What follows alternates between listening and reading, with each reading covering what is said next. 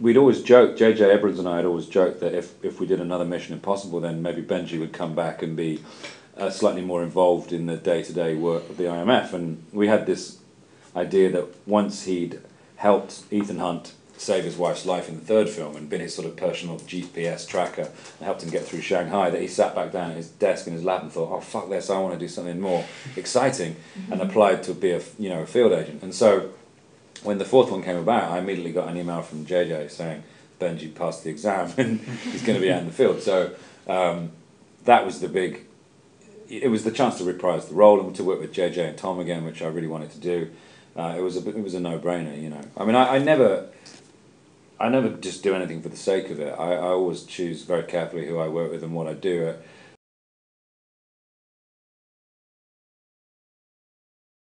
I suppose some nerves just because of the scale of what it is, or because it's Tom and and he's the biggest sort of movie star in the world. But the great thing about working with him is that he sets the bar, you know, and you have to match that. Otherwise, you're not going to appear on the screen. You know, you'll disappear. And he is such a sort of super professional that it's quite inspirational to work with him, because you just think, oh, I'm going to be like Tom Cruise. I'm going to really bring it, you know, and you have to, and you do, and that's why.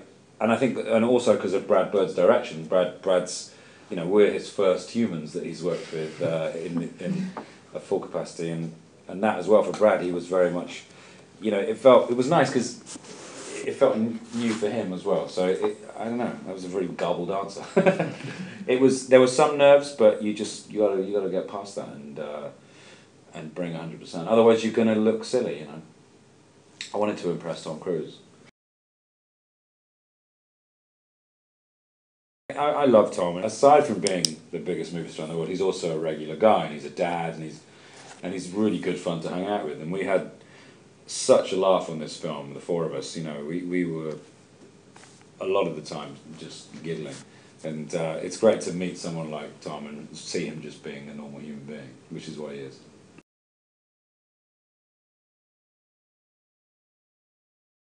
No, because I actually trained just as hard for the film as everyone else.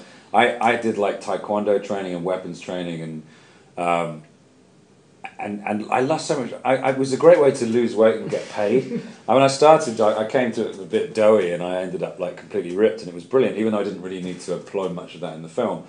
But there is a scene in the film where I run down some metal stairs really, really fast, and I had to do it like 14 times. And then when they got to the lab to develop the film, they dropped the canister and exposed it. So I couldn't walk the next day because my quads were so stretched. So I think I suffered just as much as they did, just by running down some stairs.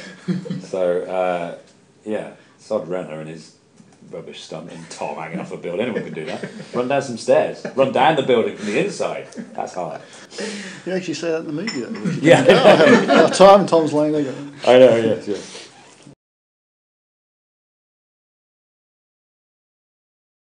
No, because I mean the fact is Benji is now a field agent, so he would have had to have trained and become proficient in all these things. And even though he's essentially an IT guy, you know, he had to minor in, you know, weapons training and hand-to-hand combat. So when Benji finally comes to fire a weapon, you know, he hits the mark immediately because he is good. You know, he is an agent.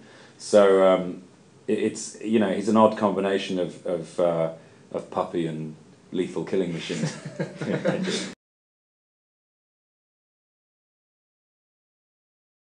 The idea that Brad was going to direct it was just mind-blowing to me, because I'm a huge fan of his, and I think The Incredibles is an incredible film, and Iron Giant, which I think is a deeply underrated masterpiece of a film, and of course Ratatouille. All three films, he's never not hit it out of the park, and the notion of him doing Mission Impossible was just too good to turn down. I never would have, you know.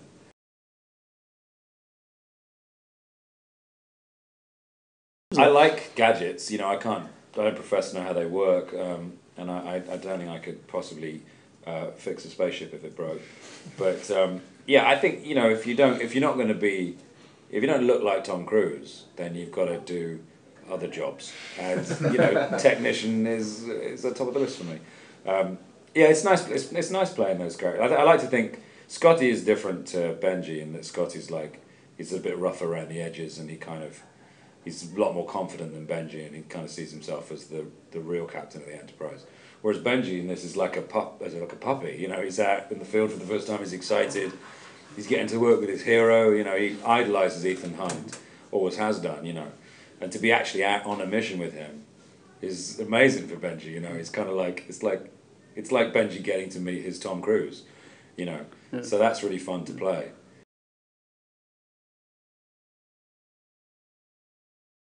Yes and no. I mean, you know, it's not like I hadn't done big films before, and I'd maybe on the third one it was a little daunting, but on this one I felt like an old hand because I'd done a Mission Impossible film before, and Paula and Jeremy hadn't. So you know, and I knew a lot of the crew, and I felt like a bit of a past master at Mission Impossible, even though I'd only done one movie, and I'd only done 2 days on 3. I did 7 months on this one, so this was a slight step up.